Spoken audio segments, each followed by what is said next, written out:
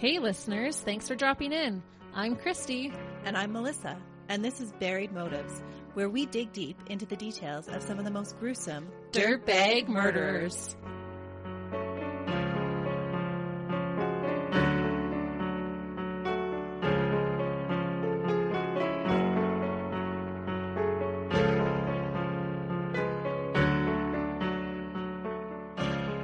Welcome back to part 2 of the Adam Lanza case. It's been a rocky road so far. But we're going to skip the recap and just going to jump right into where we left off. All right, let's do it. So, inside the Lanza home on the morning of December 14th, 2012, Adam approaches his mother while she is still in bed in her pajamas and shoots her 4 times in the head at close range. Whoa, what? Yeah. Okay, I was not ready for that. That actually made me jump when you said that. Did you need more lead in? Holy cow. Yeah, but I still wasn't expecting that. Yeah. Oh, no. So she's actually the first victim. The one person who's been trying to help him. Adam. So he shoots her 4 times in the head with a .22 caliber rifle. And it's assumed that she was actually still asleep at the time because there's no signs of a struggle. That's a little tender mercy there, I guess. Yeah. But a neighbor would later report that they thought they had heard 2 to 3 gunshots around 9 a.m., but they'd assumed that it was just a hunter in the area. Oh. Okay, so are you ready? It gets way worse. Can you do it? If we must. Okay, so I'm going to explain kind of how Adam went through the school, and then I'll explain all of the victims. So shortly before 9:30, Adam pulls his mother's car in front of the Sandy Hook Elementary School in Newtown. Sandy Hook Elementary School was a 1-story brick building of 66,000 square feet, built in 1954. It was rectangular in shape with 4 hallways in the main building and portable classrooms attached to the rear or on the south side, which were accessible by the south side of the main entrance. Okay. So classrooms on the exterior walls had even numbers and interior rooms had odd numbers. And at the time, the school population was 456 students from kindergarten through grade 4. Oh.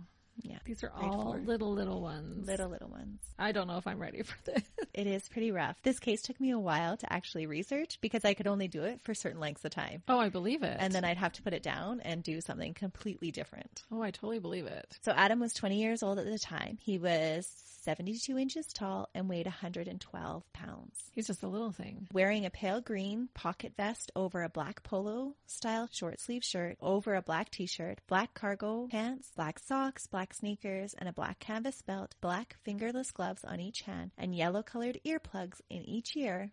Gotta watch out for your safety, right? You don't want to wreck your hearing. That just shows how much he's planning to do. Uh-huh. If you're putting earplugs in. Yeah. He had an empty camouflage drop holster that was affixed to his right thigh, and he was carrying 3 guns with him. Are you ready for these guns? All right.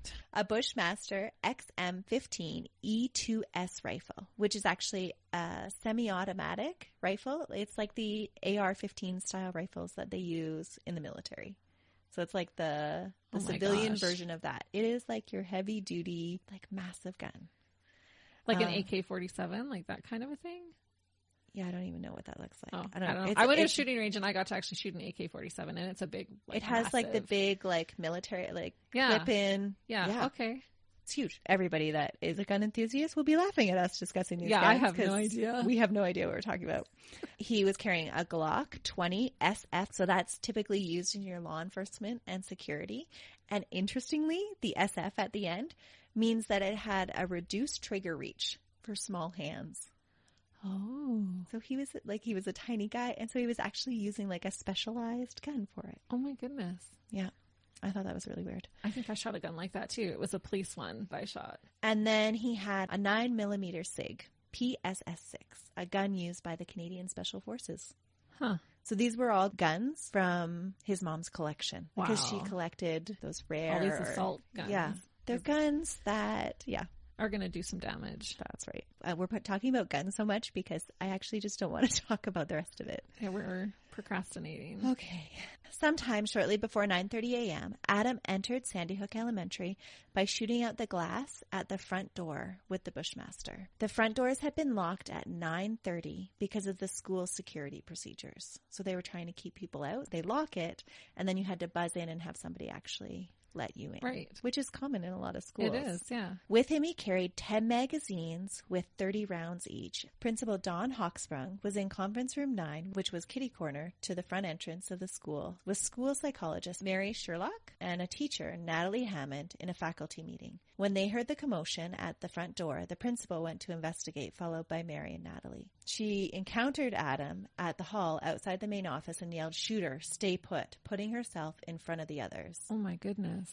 Adam opened fire and killed the principal and the psychologist on site. The teacher, who was the last to come out of the conference room, was hit with 2 bullets, but was not killed. How horrific right from the start. Yeah, there's no warm-up. There's no warning. He just comes in, He's going full guns tilt. blazing. When Adam proceeds into the school office looking for his next victims, Natalie laid as still as possible to avoid Adam's attention and then crawled back into the conference room, leaning against the door to keep it closed. Oh. Sometime during the initial shots, the school intercom was turned on, broadcasting the rest of Adam's rampage into every single classroom. That was like by accident? Yeah. Oh my goodness. It did give teachers a warning that there was an That's true, I active guess. shooter in the school, but it also broadcast the horror to every person in the building. Years later, children would still be traumatized by hearing the sound of an overhead speaker coming on. Oh, I cannot even imagine. No. Have to sit there and listen to everything. It would have been awful. Adam entered the office, but he did not see the school nurse hiding underneath the desk. From underneath the desk, she watched the door open and Adam's feet approach her desk. He paused for a brief moment and then exited the office. This is like a horror movie. When he left, she and the school secretary called 911. They weren't the only ones that were trying to desperately reach out for help. At 9:35:39, the first 911 call was received, and it was followed by multiple others. Staff from all over the school were calling in. So many that it was actually overwhelming the dispatchers at the 911 center. Oh my goodness. In the 911 calls that were released to the public, you can hear frantic callers, and in the background, multiple shots being fired around them. Oh. One dispatcher is even told to hang up on someone so that efforts can be more focused on getting information out as quickly as possible to the responding police officers. Isn't that crazy? That is so crazy. I'm at a loss for words already. There were 2 children in the hallway when the shooting started. They were bringing down the morning classroom attendance. And the kids are always like so happy and excited Yeah, to get they're- picked to do that. Like that's a special treat to get to do that. I That's remember even from when I was in school. Yeah. They narrowly escape Adam's notice when another teacher pulls them into her room. Oh, thank heavens. Another teacher that was in the hallway at the time that Adam had started shooting was hit by a ricochet bullet, even though she was at the far end of the hallway, way, way down from the office. So even people like far away from where he was were still being hit because he was shooting so many bullets. Oh yeah, just flying everywhere. Yeah. Now, there's some discrepancy about where Adam went next after the office, but it's generally believed that he tried to enter room 12, the first classroom on the left side of the east hallway, across from the office. This was a first grade classroom, and in it, teacher Caitlin Roig, 29 years old, and 14 students were hiding in the classroom's bathroom with the door barricaded. It is believed that Lanza bypassed her classroom because there was a small piece of construction paper that had been left to cover the window in the door following a lockdown drill weeks earlier. The black piece of paper had been forgotten, and it was still in the window when Adam walked by, and it's thought that he assumed the classroom was empty. Oh, so that saved them. That saved them. The teacher would later report that she had stuffed the kids into the bathroom like sardines, even placing one child on top of the paper towel dispenser to fit them all in. Oh, okay, this is my turn. I have got actual goosebumps, even on my legs right now. She told her students that there were bad guys and that they had to be really, really quiet until the good guys came. She told them that she loved them and that their parents loved them. No, I can't even. So Adam continued east down the hallway to the next classroom, classroom number 10. Lauren Russo, a substitute teacher, and Rachel Devano, a behavioral therapist who had been employed for only a week at the school to work with a special needs student, had gathered the 16 students in their bathroom when Adam pushed his way into the door. So that must have been their protocol to go into the bathroom. Yeah, they actually had a lockdown protocol in the school, but they hadn't fully closed the door when he had come in. Out of this classroom of 16, 15 students in Russo's class would be killed, along with both adults who worked in that room. So one survivor. 14 of the children were dead at the scene, and one injured child was taken to hospital for treatment but was later declared dead. The detective would later describe the scene by saying, "The teacher had them huddled up like a mother hen." So the sole survivor in this classroom was a 6-year-old girl. She was found amongst the dead bodies covered in blood. She had survived by playing dead. When reunited with her mother, she would tell her about the very angry man and that all of her friends were dead. Isn't that awful? I can't even imagine with that little girl going forward. No. You know, the trauma that put her through.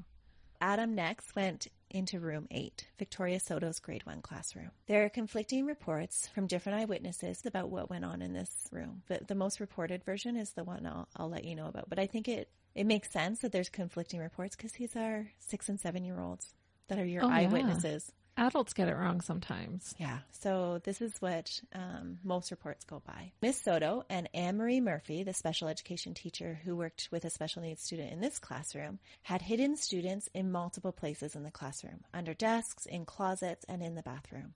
The teacher was then rushing back to lock the door when Adam burst into the room. She tried to convince Adam that the students were in the auditorium, but a fearful child came running out of hiding, and the gunfire started. No. Yeah. Murphy was found dead on top of her special needs student trying to shield him. And was that student killed as well? He was. Oh. For a brief moment during the chaos in the classroom, the gunfire stopped, either because Adam had to reload his weapon or he experienced a gun jam. But there was this brief moment of time that the gunfire stopped. And it was during this time, it was believed that one of the children, Jesse Lewis, yelled for the students to run. As a result of his actions, he came face to face with Adam and was fatally shot. No. Yeah.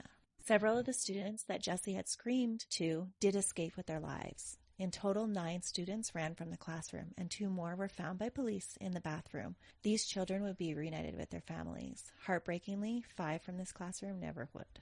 So then little Jessie, though, kind of saved those other kids. Mm-hmm. Yeah. Throughout the school, teachers and staff were hiding children, trying to keep them calm. One library staff hid 18 students in a storage room. After finding the door that was actually designated for the lockdown area in their procedure, wouldn't actually lock to protect them.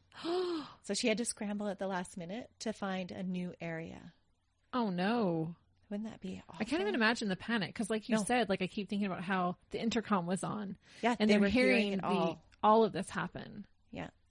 Numerous reports say that they heard Adam yelling out during the shooting, saying, "Look at me, look at them." One child reported that while she was hiding, she heard Adam tell a student that was crying about wanting to go home, say, "Well, you're here now," followed by what she described as hammering sounds. Yeah. Hammering sounds. It was the From the rapid gun. fire of the gun. The custodian of the school during the attack was heroically trying to secure as many doors as possible from the outside, all the while giving as much information as he could to the 911 dispatchers and avoiding the shooter himself.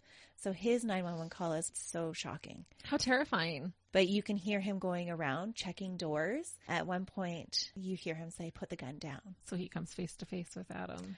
I don't know if it was face to face because it sounds like he was in a different hallway. Oh, okay. But yeah, it's just horrifying. I cannot even imagine that feeling. No. Some of the survivors would say that like they heard him checking their doors and they were convinced that it was like Adam trying to get into their doors. But Yeah, he was I could checking totally to make see sure that. that they were locked. Bullets pierced classroom windows and hit at least 3 cars in the parking lot. Wow. Yeah. But nobody was hit that were outside the school? No, nobody outside the school. But there was one mother who was at the school returning a library book. She told a heart-wrenching account, and I can't even imagine what it would be like to be this mom later on. When she heard the shooting in the parking lot, her survival instinct took over, and she ran for cover. And it wasn't until minutes later when she was actually in hiding that her brain registered that it was her child in the school that would still be facing gunfire. No. She talks about how she made a decision to stay hidden or to go after her child. I can't even imagine. Yeah. Tragically, her child didn't make it out. Oh, no. Yeah, and now she struggles to live with that decision to stay hidden. Totally not her fault. No, and I think she did the right thing. Not. Yeah. But that would stay with you and haunt you forever. I don't know how you would recover from that. Yeah. The first police officer to arrive on the scene was at 9:39, followed by 2 more just 13 seconds later. So it's like 4 minutes? Yeah, 4 minutes. And I was just thinking, too, when you were talking about that mother, like, there's so many more victims from this. It's not just the ones that passed away. Yeah. The whole community, like, just the mourning that would take place after this. It was incredible. And the support that was later given to these victims, because it was so massive for this community, was incredible. But the trauma that they experienced was so huge. We will talk about that a little bit later on. But again, yeah, I don't know how you actually cope with that. The last gunshot heard was recorded at 9:40:03. When the police arrived on scene on December 14th, it took approximately 5 minutes to secure the area. They were present when the last shot was fired, and it is believed that Adam was aware of their presence in the building. When they entered the school, they found Adam in classroom 10, dead from a self-inflicted gunshot wound to the head. Adam had shot himself with his mother's Glock 20 SF. Close to his body, they found the Bushmaster that he had used during the shooting and a 9mm that had not been fired. In the car that Adam drove to the school, police found another shotgun. You know, I think he probably was thinking right from the start that that's what he would do, that he would end his own life as well.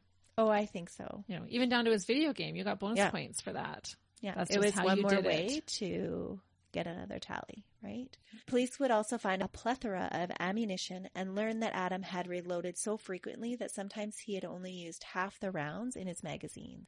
He was just frantic. Yeah, in less than 5 minutes, Adam had fired 156 shots, 154 from the rifle and 2 from the handgun. Oh, Yeah, in less than 5 minutes. Oh. And that's all. It took 5 minutes to kill 26 people at the school. that's crazy. Ugh. When 911 calls had started to pour in, the Newtown Hospital called in extra staff in anticipation of receiving multiple victims. Only 3 ever made it to the hospital. Isn't that crazy? And That 2 is. succumbed to their injuries. It's only one that was injured actually survived. Well, there was another teacher that was injured, but I guess she never went to the hospital. But yeah, Okay. 3 people were taken to the hospital and only 1 lived. It would actually be the coroner's office that would require the extra manpower. Oh, A portable morgue was set up, and family members identified their loved ones through photographs because of the extent of the damage done by Adam's gun. Most victims had been shot over 5 times, and one victim, in particular, Noah Posner, was shot 11 times. no. Like, why? And just, well, either he's totally oblivious to what he's doing, or he just has so much rage. Like, I don't know. Like, He's how just do you on a describe rampage. that? It's Yeah. a total rampage. There are no words. No. Once evidence had been collected, Newtown police personnel would actually work with the coroner's office to ensure that each victim's family had individualized attention to identify their loved one with a photograph, and then they had opportunities to ask questions and then collect personal items from the school afterwards. Wow. Okay, so now I'm going to go over the names of the victims that died at the school.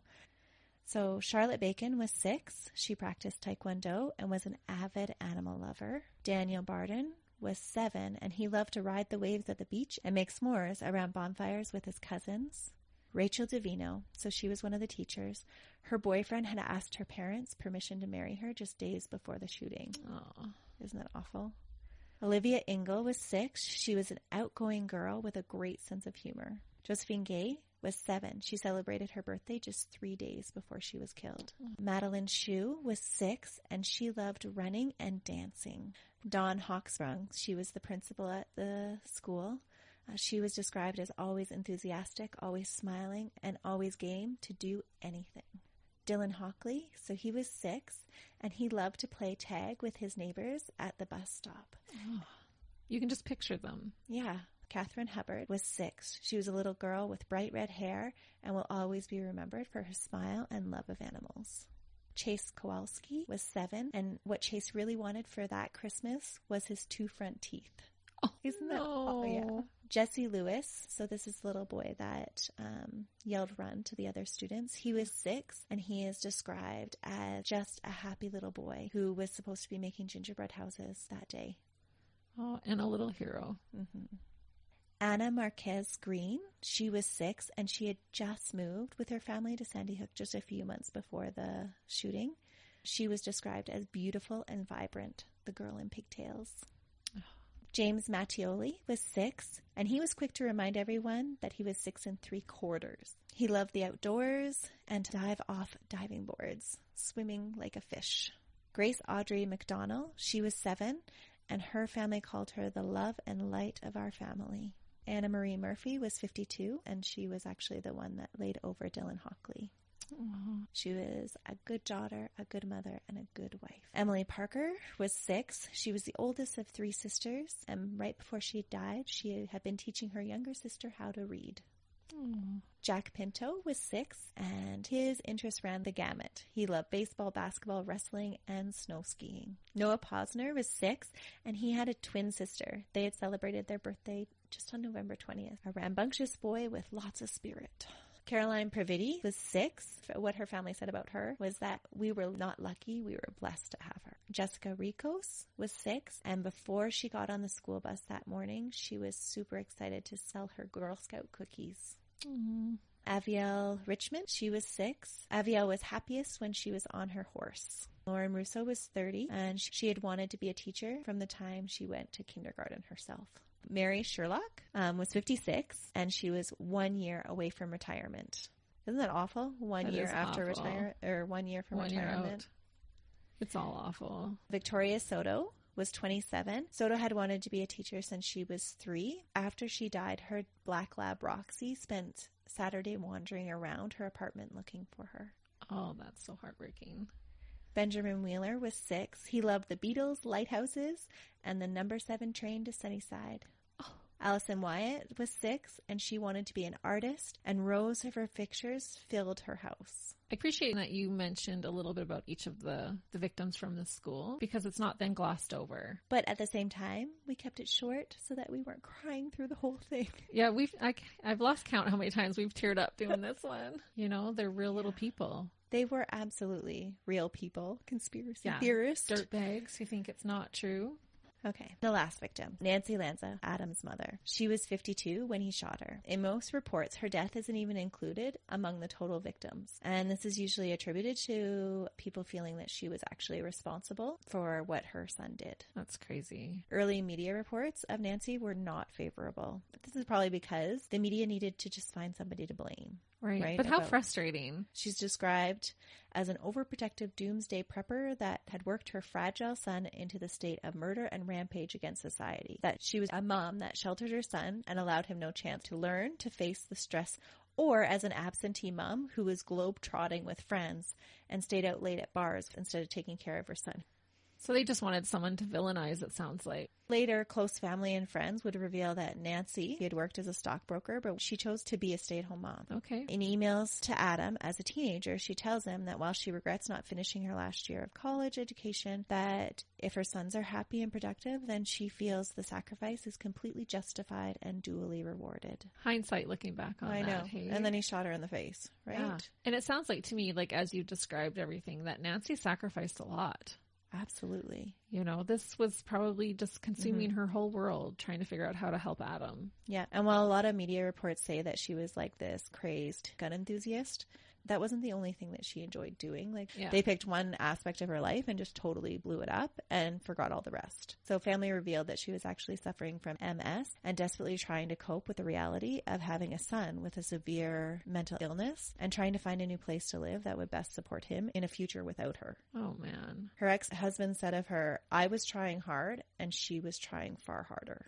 So even he didn't blame her. Right. But there were so many people that did. The author of an interview with Peter Lanza said, "All parenting involves choosing between the day, why have another argument at dinner, and the years. The child must learn to eat vegetables." Nancy's error seems to have been that she always focused on the day, and in the ceaseless quest to keep peace in the home she shared with a hypersensitive, controlling, and increasingly hostile stranger who was her son. And we can all do that as parents, especially as a single parent. Sometimes it's easier to just pick your battles. That's right. You're just trying to make it through the day. Yeah, right? And you have to pick your battles. Absolutely. So those are all the people that Adam killed. There was no suicide note ever found. Adam took the reasons he committed this horrific act to his grave. Police and medical personnel would dig deep for the next several years trying to uncover what made this dirtbag do what he did. Adam's autopsy revealed no signs of drugs or obvious tumors or brain deformities. Based on his height and his weight at the time of his death, Adam was believed to have been anorexic and possibly to the point of neurological impairment.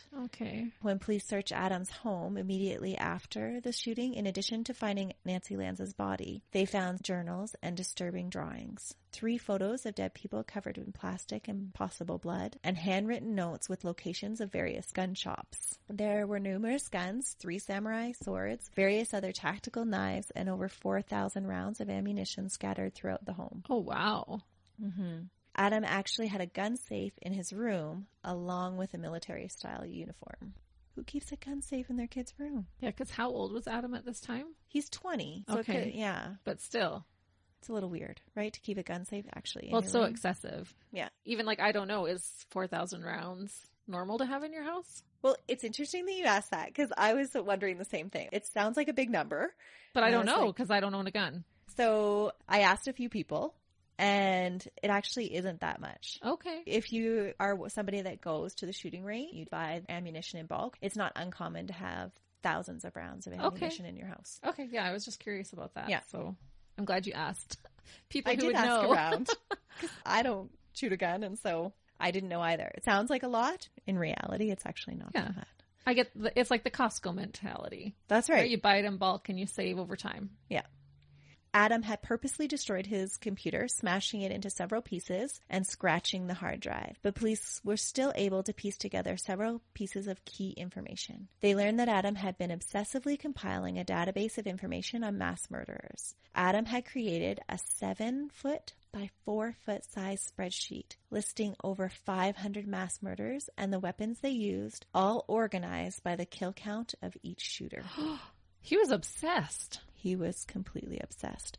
So this is where I think Nancy might have dropped the ball because he didn't create this list overnight. Yeah, that's definitely a red flag. So maybe if she had been a little bit more aware of his online activities, maybe she would have been more adamant about Adam taking medication or doing inpatient therapy. Maybe. Right? So if she would have known what was going on. But then again, he's 20. I was just going to say, like, I have a child in her 20s. And I don't monitor what she's looking at online or what she's doing. Yeah. And this is a mom that's probably experiencing burnout, like thinking, okay, finally you're 20. Like, I need to step back at some point. Right. And she's dealing with MS. She's dealing with a lot. Yeah. And so I understand. But at the same time, I'm like, well, if the 7-foot picture, printed out yeah, of all that, that is a red flag. What's on his computer? I can understand why she wouldn't see that. So at the time of the shooting, Adam had been living as a recluse in the house, with garbage bags placed over the windows of his room and very strict routines around his food, hygiene, and clothing. Despite these findings and years of research into his past medical and school records and lengthy interviews with family and close family friends, there has never been any concrete reason as to why Adam chose to ruin so many lives. And why did he choose an elementary school? This wasn't even like getting back at kids that it wasn't like a revenge. No. Or like his peers. Like, why choose these little babies that are just starting out in life and have done nothing to him? Yeah. There was one psychologist that had suggested that maybe he shot them at that time because that was when he was happiest in his life. But why rob them of that then? I know. Or maybe he wanted the drama of it, because if you're going to do a school shooting, doing a K-4 school.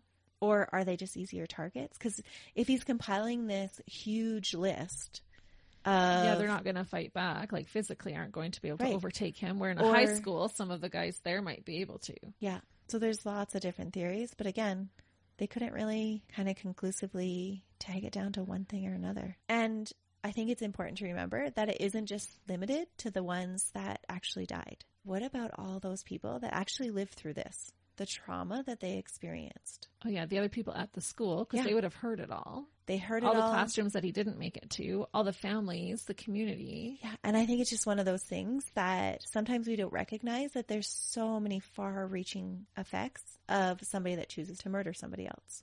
Absolutely. Yeah. And then it's expounded when there's this many at once. The whole town was in mourning. So I'm going to relay to you some of the experiences by the survivors. And it really is the stuff of nightmares. Because I thought that it was important that their stories are told too, that it isn't just the people that died.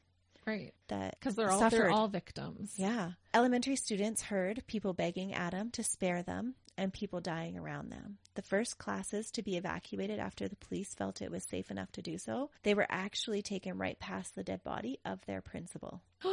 Because they were just trying to find the fastest route out of the school. And they probably didn't even know if Adam was by himself at that point. No. Like they were just trying to get everybody to safety. The class, a grade 2 class, was told to keep their eyes shut with one hand on the person in front of them and just keep walking as quickly as you can. Make a train. Some of them open their eyes. I would have as a kid. I know that's my personality. I would have looked. Yeah, and some of them did and are still dealing with the nightmares. It would have been so awful to lose a family member that day, but my heart aches for all those families that now have to spend the rest of their lives trying to cope with the trauma. It just keeps coming back, right? Even when you think you've dealt with it, it'll just keep coming back. One of the teachers describes breaking down when she was trying to explain to a receptionist the next day about why she needed a prescription refilled, that she had actually forgotten her meds at the school when she fled. And so she was trying to call the next day and get a prescription refilled. And I thought, it's those experiences that bring it really, really close to home. You have to deal with regular stuff the next day. Yeah, that's right? True. I've heard that before in people who have gone through trauma, that they have a hard time realizing that the world is just going on. You know, like they can be sitting in their car thinking, why are you all just doing what you're doing? Like, don't you know what just happened? Exactly. Because your world has just blown up. It's so difficult for the survivors to kind of go on from that. Those experiences make it seem more real to me. But not that I'm insinuating that it wasn't real, because it was a real event that took place. Absolutely. Yeah. But there are conspiracy theorists out there that don't believe that that's the case. Well, I know where they can go in a handbasket. The biggest theories are that the shooting was staged, complete with fake families and actors, as an attempt to gain ground in the U.S. struggle to pass gun laws and restrictions. That's ludicrous. Isn't it crazy? Or another popular conspiracy theory is that, again, the whole shooting was staged in a very elaborate military law enforcement training scenario. No. That's some training budget, right? There's the door. Get out. That's what I would be saying. Like, seriously? These theories are out there so much so that actually the victims' families have taken them to court. Yeah.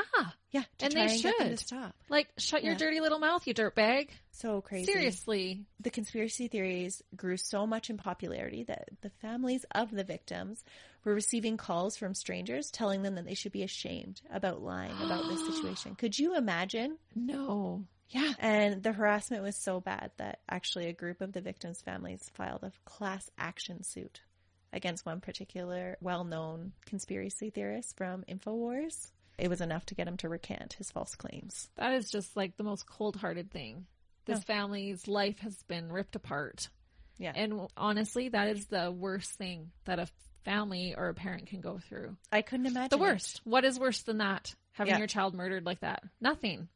And then to have to Defend it and try to take prove it. prank phone calls, just random, that it's not something you're expecting, just out of the blue. Again, it's being shoved in your face and people are telling you that you're lying about it. Nope. Do better, people. Oh, it's just so awful. Craziness. It infuriates me, actually. People are so brave when they're miles away, sitting on their computer making these false accusations, not being in the community, seeing it happen, knowing these kids, knowing these people in the community. And who knows why these conspiracy theorists are coming up with these ideas or why they feel the need to kind of keep promoting it. So I was trying to think, like, if you were a conspiracy theorist, do you actually believe these things? Maybe is it like a whole lack of concrete reason why Adam chose to enter Sandy Hook that morning? Is it just easier to believe that it's all made up than to actually try and wrap your brain around something so tragic that can't be explained? Like Maybe. And so that's the story of Adam Lanza and how he killed 27 people and himself. It just does, it seems totally surreal to me. It's so I don't know. crazy. Oh, man. I don't even know that this is one that we can even put out to our listeners. Like, tell us what you think. Cause I think there's never one reason, right? No, I don't think so either. So extensive. Yeah, I think it comes down to his mental health. Oh, mental health or access to guns or all of that. Like you said, low supervision. I don't know. All it of was that a perfect kind of combined. storm. Yeah. It was really absolutely. a perfect storm. And it's just an awful one. It's a senseless crime. So next week, Christy, you have to bring us a case that's maybe not such a downer. A murder that's not a downer. Can you do that? Well, I do have my next one picked out, and there's only one victim. So at least it's a little better that way. One victim, 2 dirtbags is my next one. But it actually also involves 3 teenagers at school. Oh, crazy. So another school one. It doesn't happen at school, but yeah, classmates it involves. So that's it for this week. We always have fun hanging out with you guys and telling the story, even though it's a downer story. Yeah. Well, regardless of all that, we hope that you guys have a great week, and we really appreciate you listening. We hope that you'll join us next week for my case. In the meantime, do feel free to go to our Facebook and our Instagram pages to let us know your thoughts and feelings about this. Do you agree with us that these conspirators are just dirtbags, or do you think they have some merit? And just so you know, in our episode descriptions, that's where you can find the link to our Facebook and Instagram pages. Or if you just go onto those platforms and type in Buried Motives, you should be able to find us that way. Perfect. And if you haven't already hit the subscribe button to wherever you're listening to the podcast, click subscribe. That way you won't miss our next episode. Thanks a lot. Have a good week. Bye.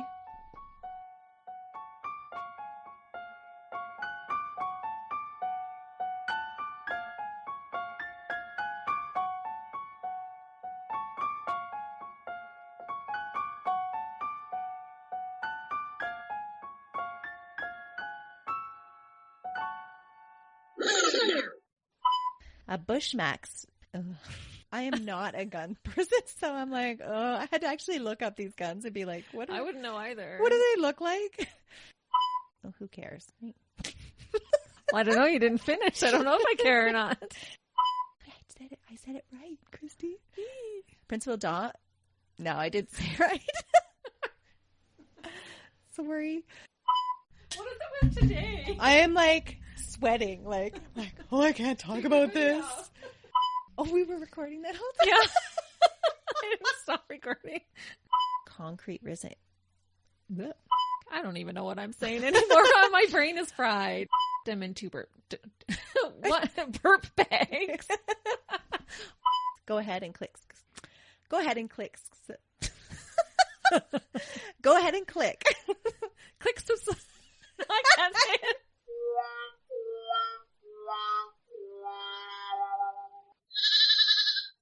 Another Sound Off Media Company podcast.